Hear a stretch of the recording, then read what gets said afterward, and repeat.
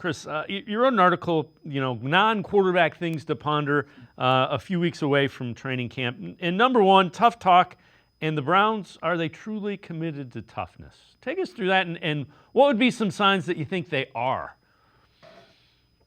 Well, I just want to see the intensity in practice.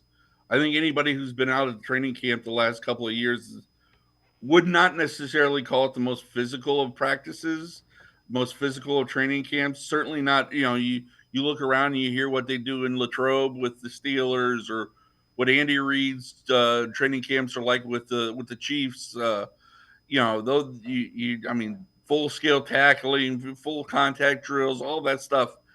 You don't really see that, and it's, I don't want to say country club like, but it has been very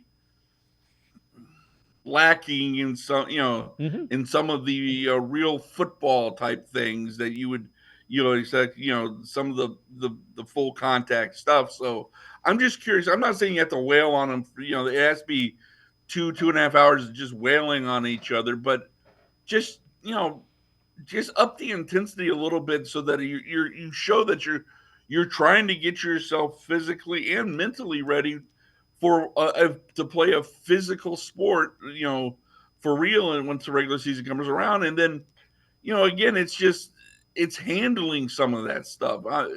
If you're hurt, you're hurt. And this isn't about injuries, because I nobody outside of the, criticizing a player for an injury. We saw it in the NBA playoffs with Tyrese Halliburton. It's a fool's errand to try to do that, because Mm-hmm. you don't have all the information. But just seeing how they handle some of the adversity, whatever adversity it might be, just because that's something that Joe Patonio said they didn't do last year, and that's part of why the season spiraled to 3-14. So can they just sort of handle when they, a bad series, a bad whatever? How do they handle that? And that's another thing. I don't know how much you're going to look at for it in training camp, but once you get in the season, is how do they handle if things don't go their way?